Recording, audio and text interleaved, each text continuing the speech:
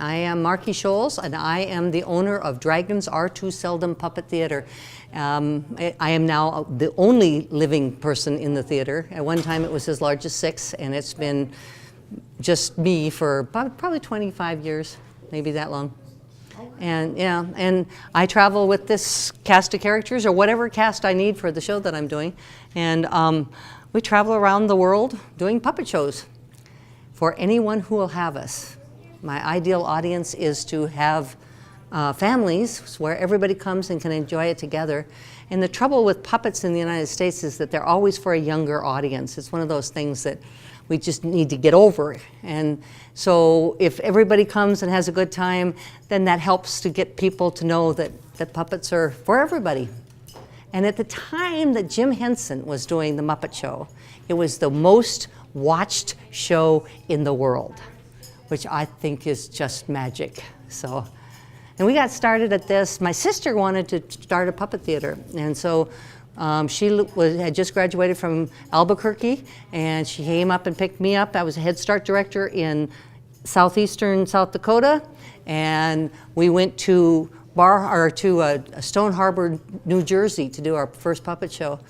And we had made the puppets, we had built the stage, Claire had done all of it actually, and we had done everything except write a script.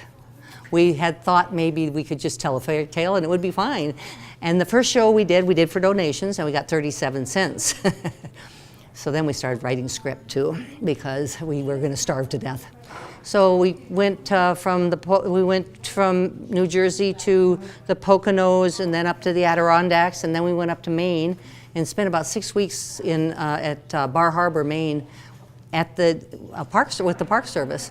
We would do the show before they had their ranger talk, so that would bring everybody in. We'd do it for donations, and then they would have their ranger talk, and so everybody won, and we got to stay in the park for Acadia for 6 weeks, which is only for 10 days. You're supposed to be able to, but we had a blast. It was so fun and so wonderful. So we were hooked, and from that point on, we tried to quit maybe 2 or 3 times over the years, because we thought, okay, maybe it's time to grow up and do something else, but this is all I've ever wanted to do since the first puppet show that I ever did. So I got my master's in curriculum and instruction. I write my shows so that the bad guys always lose, the good guys always win, and the hero and heroine always need to use their brains in order to figure out how to solve the problem. And that's my major message for all of my shows. But I do a bullying prevention show, and that one has a PDF that has all kinds of things teachers can do, and all kinds of things that kids can do, and an actual book form of the story. So I do that. I've been doing that for about 5 years for a lot of different organizations. So that's always fun too. So I just really, really love what I do. It is more fun and magic than anything. And I have a million stories about what a miracle puppets can do. Almost always when you put a puppet on your hand, it's not you anymore. So you get to experiment with other parts of your personality that you haven't experimented with before. So a shy child becomes aggressive. An aggressive child becomes shy. And it gives them a chance to see whether or not that's a new personality trait they want without any risk, because it wasn't them, it was their puppet. And that is cool. This is a story takes place long ago in a forest primeval where no humans go. Animals gather for fun and for games, living a life of adventure too wild to tame. This style that I do is very different. I've never seen anybody else do it. And the reason actually that I do it is because I was in North Dakota with a stage that I was down below like this. Wind was blowing 70 miles an hour, and I lost 3 stages, and finally went, I've got to sit on it in order to keep it from blowing away. And so then that evolved into boxes that made my stage, and then eventually to a stage on top. And I like this style because I get to be a storyteller. And then as soon as I back away from it, nobody sees me anymore. The puppets hopefully are more fun. That is not. Actually, the way that I developed voices is I thought I was a very good impersonator. And so I would impersonate a voice that I heard, especially a puppet voice that I heard, and I would copy it exactly. And I would ask my sister, do you think this is too close? Do you think they'll know who this is? And she would always say, I have no idea who you're imitating it. And I finally realized I'm a terrible imitator, and it's the best skill I have. Because I can imitate anybody, and nobody has a clue who I'm imitating, so it's a brand new voice. Puppetry has gone through an awful lot of evolutions. When puppetry first started in the United States, it really was considered something for very tiny children. And then people like Bill Baird, Jim Henson, some people like that who actually intermixed. I mean, Jim Henson worked with Bill Baird. He'd go on the road with Bill Baird. There wasn't room for him in the car. So he would lay on top of all of the equipment in a station wagon. That was his position. And they drove hundreds of miles between shows. And he would just lay there and listen to Bill Baird, who was probably the grandfather of puppetry in our country, and learn from him.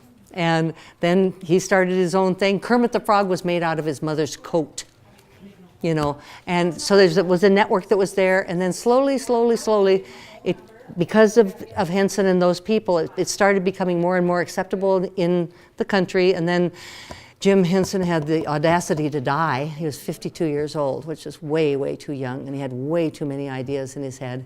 But his children have taken it over. His wife has done a lot with it. And it has evolved into, like the Ninja Turtles are actually puppets, but they're run with an electronic glove that the puppeteer who's up in a booth is actually doing. So that it looked for a while like that would take over real puppetry, but it doesn't. It doesn't. There's something about the community that happens with a live puppet show with real puppets that even though these wonderful puppets happen, it's a different art form. So it has evolved into the Monsters, Inc. and things like that are really fancy puppets. But we're still here, this little branch of us that has been around since the caveman. And puppet shows are just fun. They allow the imagination to soar. And I think that's pretty cool. I got to study with Muppets right after Jim Henson died. There were 20 of us professional puppeteers that applied for a week with them, and I was one of the 20 that was picked, which is just wonderful. But they were of a mind that, Brian especially, the son, was of a mind that these electronic wonders would take over. And I was a little discouraged for a while that would maybe be true. And he's right, they will always have this wonderful, huge place because they can do anything, and it's awesome. And you're not limited to a human form or an animal form. You can make them into anything you want. Your puppet can be a fire hydrant, it can be a rock, it can be anything. And with this animation, it can just be wonderful. But it's just split. This branch of us that are out there in the general public are going to exist too forever and ever, I think.